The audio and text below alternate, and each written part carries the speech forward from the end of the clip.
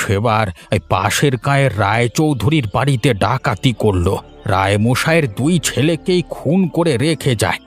শেষে কত থানা পুলিশ হলো, কিন্তু কেউ ভোলানাথের টিকিটিরও সন্ধান পেল না।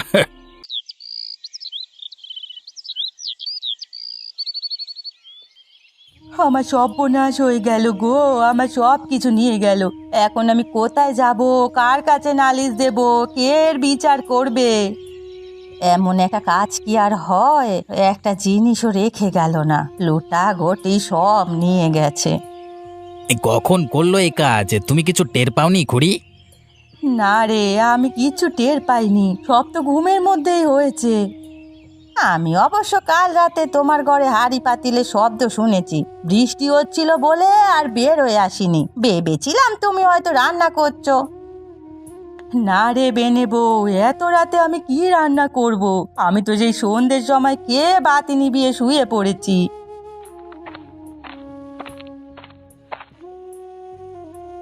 এটা কি কি খেয়ে গেল বউ, জানো কিছু? সব নিয়ে গেছে মোড়ল মশাই, রাতে যে একটু তরকারি রেঁধে রেখেছিলাম সেটাও পান্তাস ভাত দিয়ে খেয়ে গেছে। এ দেখছি ছিঁচকে চোর, ভাতগুলো খেয়ে যেতে হয়। এ কোনো সাধারণ চোর নয় মোড়ল মশাই, এ নিশ্চয়ই ভোলা ডাকাতের কাজ। দেখেছেন তো কত নিখুঁতভাবে শীতটা কেটেছে। তোমার একখান কথা, ভোলানাথ ডাকাতকে দেখেছো তুমি কখনো? ভোলানাথের খেয়ে দে কোনো কাজ নাই যেখানে চুরি করতে আসবে। তা ঠিক বলেছেন, ও হলো এই এলাকার শ্রেষ্ঠ ডাকাত, যাকে একবার ধরে তার প্রাণনাশ করে সবকিছু নিয়ে যায়। সেবার এই পাশের গাঁয়ের রায়চৌধুরীর বাড়িতে ডাকাতি করলো। রায়মশাইয়ের দুই ছেলেকেই খুন করে রেখে যায়। শেষে কত থানা পুলিশ হলো, কিন্তু কেউ ভোলানাথের টিকিটিরও সন্ধান পেল না। শুনেছি পলাশপুর শালবনে ওর আস্তানা, জঙ্গলের গভীরে তার ঘর, তবে সেটি যে কত গভীরে তা কেউ জানে না। রাখো সেসব কথা, আমি মরছি চোরের যন্ত্রণায় আর তোমরা ভোলানাথকে নিয়ে গপ্প নিয়ে এসেছো। হ্যাঁ, তোমার এই চুরি অন্য কেউ করেনি, আমি নিশ্চিত মানিক এ কাজ করেছে। তা ঠিক বলেছো ঠাকুরপো, এ কাজ মানিক চোরেরই। গেল সপ্তাহে আমার ছাগলটা গোয়াল থেকে নিয়ে যায়, ভাগ্যিস ননিবালার মা দেখেছিল, না হলে ওরা সন্ধানই পেতুম না। তাহলে চলো মানিকের বাড়ি, দেখি জিনিসপত্র পাওয়া যায় কিনা। হ্যাঁ হ্যাঁ, তাই চলো।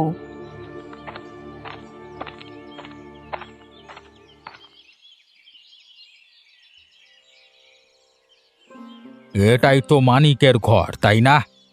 হ্যাঁ হ্যাঁ, এটাই, ও ঘরেই আছে, দেখুন দরজা ভিতর থেকে লাগানো। তাহলে ডাকো তাকে, যদি দরজা না খোলে তবে ভেঙে প্রবেশ করব।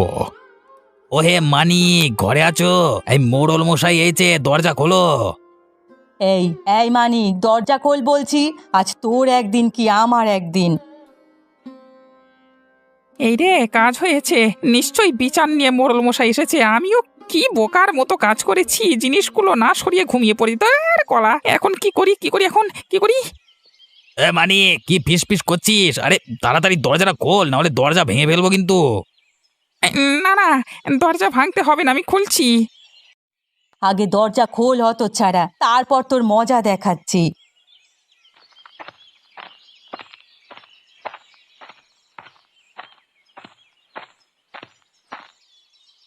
কি হয়েছে বলো? সকলে এত ডাকাডাকি করছো কেন? তুই কালকে রাতে ওর বাড়িতে শীত কেটেছিস? না তো, কালকে সারা রাত আমি ঘুমিয়েছি। তা ও মিথ্যে কথা বলছে মোড়ল মশাই, ওই দেখুন চুরি করা জিনিসপত্রগুলো সব এখানেই আছে। হ্যাঁ গো, এসব আমারই জিনিস। এই দেখুন, আমার বিছানার তলা থেকে জুতো জোড়া পর্যন্ত নিয়ে এসেছে, সকালে উঠে দেখি জুতোটাও নেই। কি রে মানিক, এগুলো এখানে কিভাবে এসেছে? এগুলো এখানে এলো কি করে তা আমি কিভাবে জানবো? আমি তো এইমাত্র দেখলাম।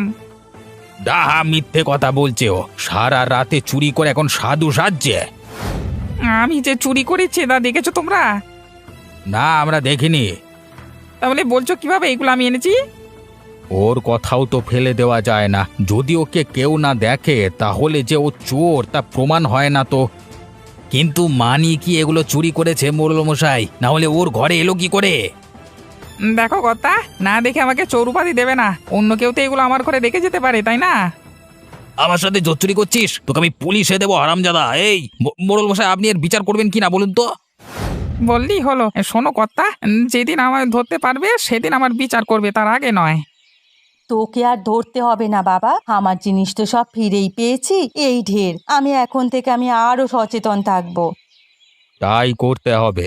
মানিককে যতদিন হাতে নাতে ধরা না যায় ততদিনে কিছু প্রমাণিত হবে না। ওকে হাতে নাতে ধরলে তারপর ওর উচিত শিক্ষা দেব।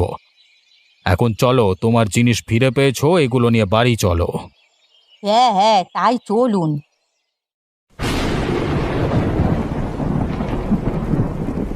না, এই মানিকের উৎপাত কিছুতেই আর সহ্য করা যাচ্ছে না। আজকে এর বাড়িতে চুরি করে, কালকে ওর ঘরে শীত কাটে, এসব কি শুরু করলো? সেই জন্যই বলছি ওকে পুলিশে দেন, কয়েকদিন জেলের ভাত খেলে শায়েস্তা হয়ে যাবে। পুলিশে যে দেব সেই উপায়ও তো নেই। তাছাড়া এই গ্রামের একটা নামডাক আছে, দারোগা যদি জানে আমার গায়ে চোর বাস করে, তাহলে ছি ছি করবে। তাহলে অন্য উপায় ভাবতে হবে, এমন কোনো উপায় যাতে সাপও মরে লাঠিও ভাঙে না। হ্যাঁ হ্যাঁ, তুমি সেই উপায় বাতলাও, আমার পূর্ণ সমর্থন থাকবে তোমার প্রতি। ঠিক আছে, আপনি যখন আশ্বাস দিয়েছেন আমি কাজ করব। এই গাঁকে দুদিনের মধ্যে চোরমুক্ত করব। বেশ, তাহলে ওই কথাই রইল, তুমি তোড়জোড় শুরু করে দাও।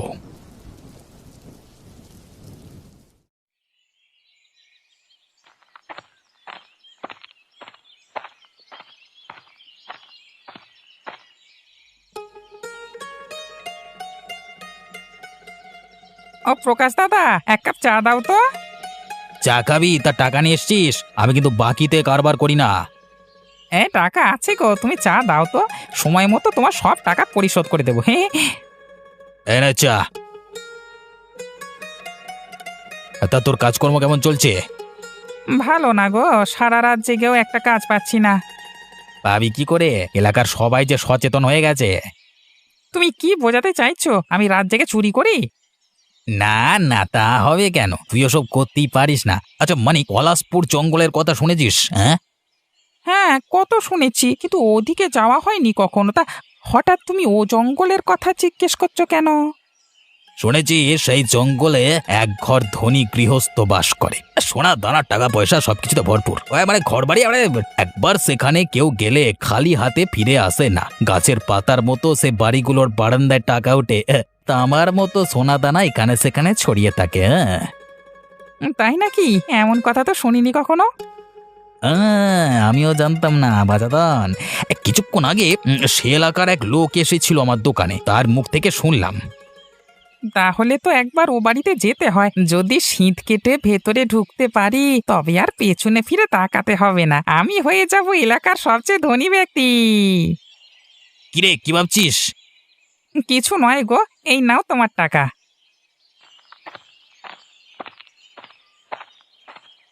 বাবা বাবা, একেবারে বকেয়া শুদ্ধ পরিশোধ করেছে।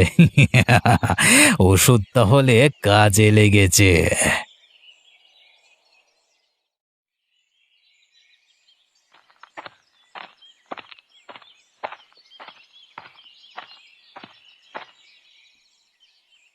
কিলা বউ, একা একা ঘাটে চলে এলি, আমাকে একটা ডাক দিতে পারলি নে?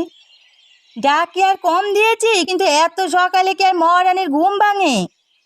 হেলা, কাল রাতে একটু দেরি করে ঘুমিয়েছি। কর্তা শহরে গিয়েছিল, ফিরতে ফিরতে মাঝরাত হলো। ঘরে যা টাকা ছিল তা ব্যাংকে রেখে এসেছে। ভালো করেছো কুড়ি, হাতে টাকা থাকলেই ভয় থাকে, কখন জানি চোরটা এসে আবার নিয়ে যায়।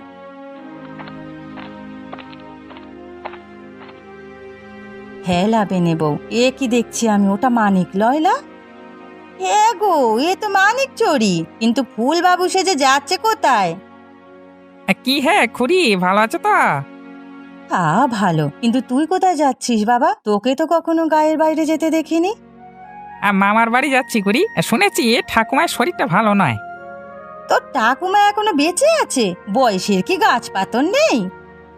কেবল কি ঠাকুমা, তার মাও বেঁচে আছে, এখনো তোমাদের মতো বাড়ির কাজ করতে পারে, কেবল বয়সটা একটু বেশি, এই যা। হ্যাঁ, তোর গপ্প বলার সব আবার গেল না রে মানিক। তা কোথায় যাচ্ছিস? যা, দিন থাকতে থাকতে ফিরে আসিস। পথঘাট যা খারাপ হয়েছে আজকাল, দেশটা চোর ছাচরে ভরে গেছে। ঠিক আছে খুড়ি, গেলাম তবে।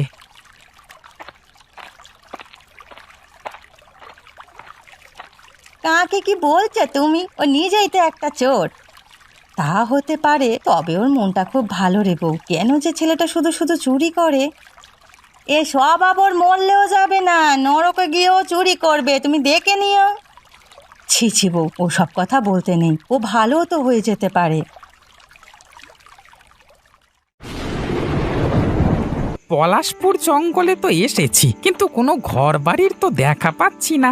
এদিকে রাতও হয়ে গেল, আকাশের অবস্থাও ভালো নেই। কোথায় গিয়ে আশ্রয় নেব এখন? একে তো এই জঙ্গলে ভোলা ডাকাতের উৎপাত, তার উপর আছে বাঘের ভয়। প্রকাশটা আমাকে কি বোকাটাই না বানালো, কেন যে ওর কথা শুনে এখানে আসতে গেছিলাম।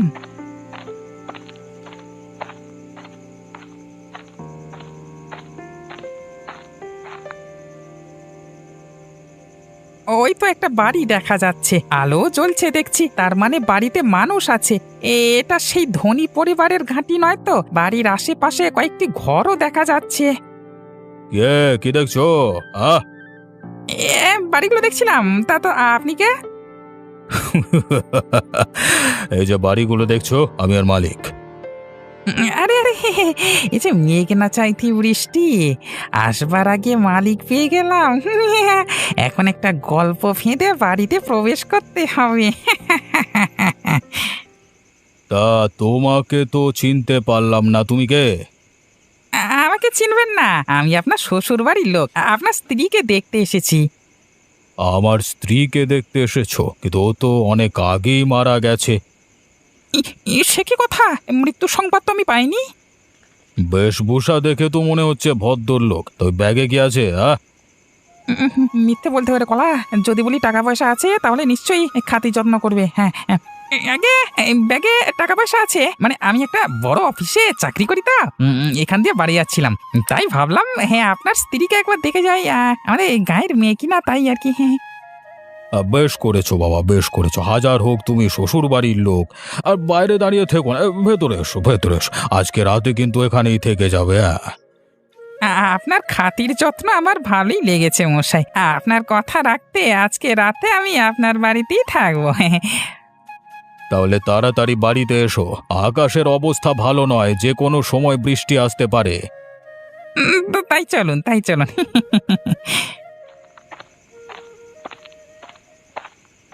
এসো এসো বাবা, ভেতরে এসো। আমি এসে আপনাদের বিপদে ফেললাম না তো? কি যে বলো বাবা, তুমি আশায় বরং খুশি হয়েছি। অনেক দিন হলো ভাবছিলাম আমার শ্বশুর বাড়িতে একটা সংবাদ পাঠাবো। তুমি আশায় সেই কাজটা হয়ে যাবে। আমি একটা চিঠি দেব, সেটি নিয়ে যাবে। হ্যাঁ, সে কোনো ব্যাপার না, কিন্তু বাড়িতে কাউকে দেখতে পাচ্ছি না কেন? কেউ নেই? বাড়িতে আমার 2 ছেলে আর পুত্রবধূ আছে। একে একে সবার সাথে পরিচয় করিয়ে দেব। এখন তুমি বিশ্রাম নাও, আমি তোমার খাবারের আয়োজন করছি। বৌমা, আরে ও বৌমা, এইদিকে এসো তো মা।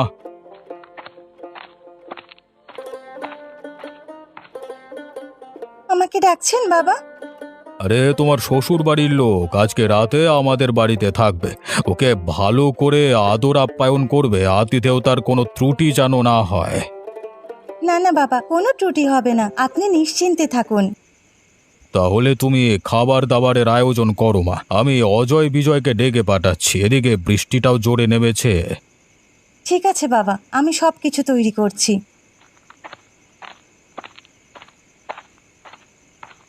আপনি কে বলুন তো? আমি মানি, আপনার শ্বশুর বাড়ির গায়ের লোক। এখানে এলেন কোন দুঃখে? মরবার জায়গা পেলেন না? ইমে কি সব বলছে গো? আমি যে চুরি করবার জন্য এসেছি সেটা কি জেনে গেছে নাকি কলা? রে, কি ভাবছেন এমন করে?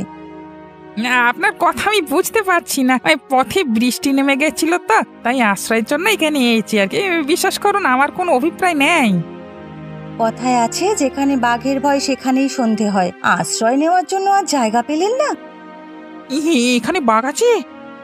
বাঘ নয়, কিন্তু ডাকাত আছে। আপনি ডাকাতের আস্তানায় চলে এসেছেন। ডাকাতের রাস্তা নাই? বলেন কি? চুপ, জোরে কথা বলবেন না, শ্বশুর মশাই সব জেনে যাবে। ও আপনার শ্বশুরকে তার পরিচয় কি?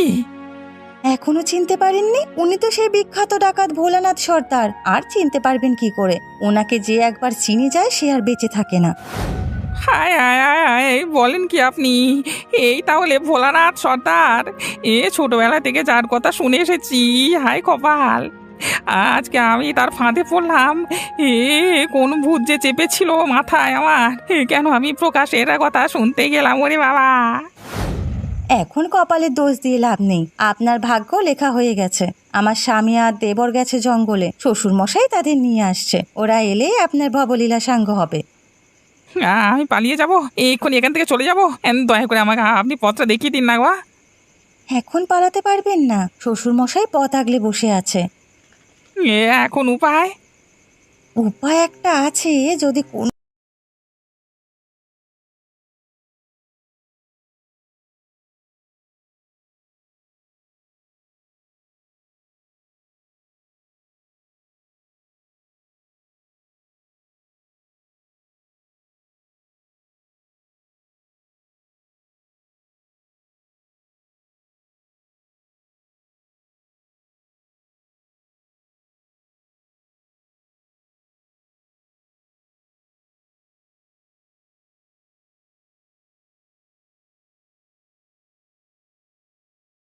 বেশ, আপনি যখন নিজেকে শুধরাচ্ছেন তাহলে আমি আপনাকে সাহায্য করব। এখন ঔষধটা আমার কাছে দিন, আজ রাতের খাবারে আমি ঔষধ মিশিয়ে রাখবো। আর শুনুন, খাওয়ার সময় আপনি সবার বামে বসবেন, কেবল ওদিকের খাবারে ওষুধ মেশানো থাকবে না। ঠিক আছে, আপনার কথা আমি অক্ষরে অক্ষরে পালন করো বাবা।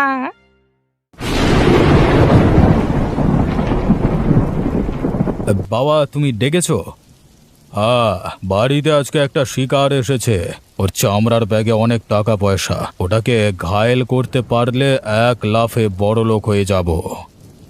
কোথায় আছে এখন? চলো এক্ষুনি কাজ সেরে ফেলি। না, এক্ষুনি না, তোরা বৃষ্টিতে ভিজে এসেছিস, কাপড় পাল্টে খেয়ে নে গেছো। খাওয়া দাওয়ার পর আমরা কাজটা শুরু করব। ঠিক বলেছো বাবা, খুব খিদে পেয়ে গেছে, আর জঙ্গলে একটা পথিকও পাইনি যে মেরে ওর খাবার লুটে খাবো। তবে চল দাদা, আগে খেয়ে নেই, এই ফাঁকে অতিথি আপ্যায়ন হয়ে যাক। হাজার হোক উনি আমাদের বাড়ির অতিথি। হ্যাঁ,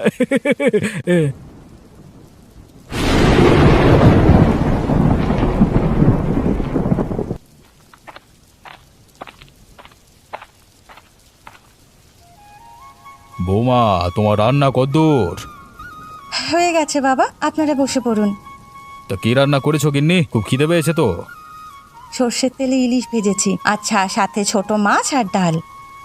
বাবা বাবা বাবা, বৃষ্টির দিনে ইলিশ ভাজা খেতে খুব মজা, আজকে পেট ভরে খাওয়া যাবে। বসে পড়ো ঠাকুরপো, তোমাদের খাইয়ে আবার রান্নাঘর পরিষ্কার করতে হবে। দাঁড়াও দাঁড়াও, আগে অতিথিকে ডাকো, সে বসুক, তারপর আমরা বসবো।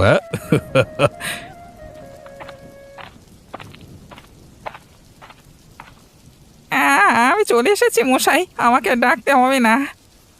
এসে অতিথি, দেখতে তো বড় লোকই মনে হচ্ছে। হ্যাঁ, আমি তোমাদের মামার বাড়ির লোক, তো অনেক ধনী। যাক, এতদিন পর একটা মামার বাড়ির লোক পাওয়া গেল। তাই দেশটা কেমন? আমরা যাইনি তো কখনো। সে অনেক সুন্দর দেশ, দেখলে চোখ জুড়িয়ে যায়। বসে পড়ো তোমরা, খেতে খেতে গল্প করা যাবে।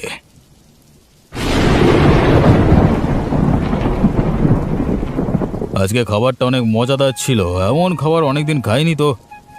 হ্যাঁ হ্যাঁ, মা ঠাকুরুনের হাতের রান্না খুবই সুস্বাদু। এমন গিন্নি যার বাড়িতে থাকে, তিন বেলা সে অমৃত খায়। হ্যাঁ, খুব শখ করে তুলে এনেছি ওকে। মা আমার যতদিন ধরে আছে, খাবারের কোনো কষ্ট হয় না আমাদের। তা বাবা, তোমরা কথাই বলবে নাকি আসল কাজ করবে? আমার বড্ড ঘুম পাচ্ছে তো। আমারও ঘুমও পাচ্ছে গো, চোখের পাতা খুলতে পারছি না কেন বলো তো। আমিও কি আর পারছি যে লাগতে, কি হচ্ছে? খাওয়ার পর থেকে রাজ্যের ঘর চোখে হয়ে বসেছে কেন বলতো। তাহলে কাজ করো বাবা, অতিথি আপ্যায়ন মাঝরাতে করো, এবার একটু ঘুমিয়ে নি, এবার সতেজ হয়ে কাজে নামবো, বুঝলে? তাই কর, ঘুমের ঘোরে কি করতে কি করে ফেলি, তার চেয়ে মাঝরাতে উঠেই সব করব। তাহলে চলো একটু ঘুমিয়ে নেওয়া যাক। শোনো, তুমি শুয়ে পড়ো, আর কোথাও পালানোর চেষ্টা করো না, বাড়ি থেকে বেরোয়ছো কি মরেছো, ঠিক আছে? না না, হ্যাঁ, আমি কোথাও যাবো না। বৌমা, ওকে ঘরে নিয়ে যাও আর বাইরে ছিটকিনি আটকে দাও তো।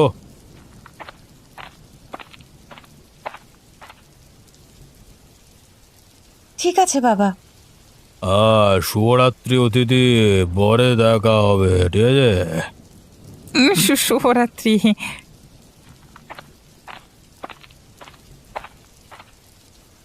যাক, ওষুধটা তাহলে কাজ করতে শুরু করেছে। এ যাত্রায় আপনি বেঁচে গেলেন।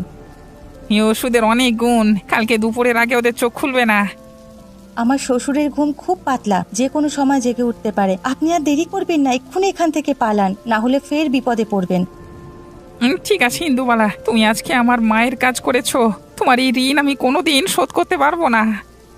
শোধ করতে হবে না, কেবল আমার বাপের দেশে একটা খবর দিয়ে বলবেন তাদের মেয়ে ডাকাতের হাতে বন্দি আছে, ওরা যেন আমার আশা ছেড়ে দেয়। তোমার বাবার বাড়ি কোন গাঁয়ে, আর এখানে বন্দি হলে কিভাবে? আমার গ্রামের নাম শিমুল পারুল। এখানে কিভাবে এসেছে সে অনেক কথা, ও গল্প শুনলে আর যেতে পারবেন না। ঠিক আছে, আমি যাচ্ছি তবে, আর তুমি চিন্তা করো না, আমি তোমাকে উদ্ধার করে নিয়ে যাব। কালই পুলিশ নিয়ে এসে ওদেরকে ধরিয়ে দেবো। হ্যাঁ,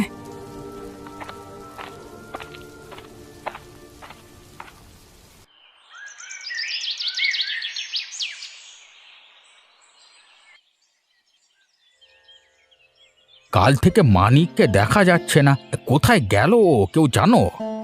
ওকে জায়গা মতো পাঠিয়ে দিয়েছি মোড়ল মশাই, আর ওর উৎপাত সহ্য করতে হবে না। কোথায় পাঠিয়েছো ওকে? সেদিন দেখলাম পোলবাবু সেজে মামা বাড়ি যাচ্ছিল, ওখানেই গেছে তবে। মামার বাড়ি নয়, ওকে ভোলা ডাকাতের বাড়িতে পাঠিয়েছি। ভোলা ডাকাতের বাড়ি? বলো কি, কিভাবে পাঠালে ওখানে? ও ঠিকানা তো কেউ জানে না। সেদিন এক দারোগা আমার দোকানে চা খেতে এসে জানিয়েছিল পলাশপুর জঙ্গলের মাঝখানে ভোলা ডাকাতের আস্তানা, কিন্তু তারা সেটি খুঁজে পাচ্ছে না। তাই শুনে একটা ফোন দিয়ে আটলাম, যদি কোনোভাবে মানিককে উস্কে দেওয়া যায় তবে সে সেখানে যাবে, আর ও যা নাচরবান্দা, সেই আস্তানা খুঁজে বার করবেই। এজন্য তুমি ওকে ভুলভাল বুঝিয়ে বিপদের মুখে ফেলেছো? হায় হায়, এ কি করলি প্রকাশ, জেনে শুনে একটা মানুষকে বিপদে ফেললি। হ্যাঁ প্রকাশ, এভাবে ওকে ওখানে পাঠানো ঠিক হয়নি। যদি ভোলানাথের পাল্লায় পড়ে, নির্ঘাত ওকে খুন করবে।